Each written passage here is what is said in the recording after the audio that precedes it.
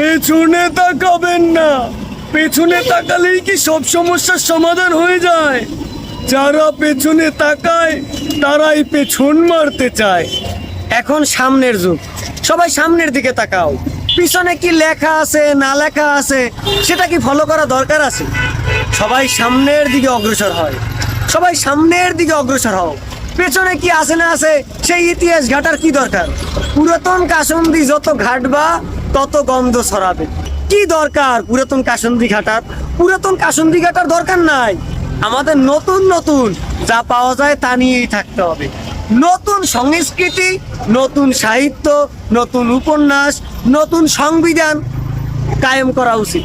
হ্যাঁ, যত নতুনের দিকে আগাবা, যত নতুন নিয়ে ভাববা, তত নতুন পৃথিবী হবে। বাংলাদেশ 2.0, এখানে সব নতুন কিছুই দরকার। পুরাতন কিছু, পেছনের কিছু আনার দরকার নাই। কেন তোমরা বারে বারে পেছনে তাকাও? পেছনে তাকার খুব দরকার আছে? পেছনের ইতিহাস ঘাটার কি কোনো দরকার আছে? পেছনের ইতিহাস নিয়ে কথা বলার কি দরকার? তোমরা সবাই সামনের দিকে তাকাও। পেছনে কি লেখা আছে না আছে তা নিয়ে কথা বলার দরকার নাই। সবাই সামনের দিকে অগ্রসর হও।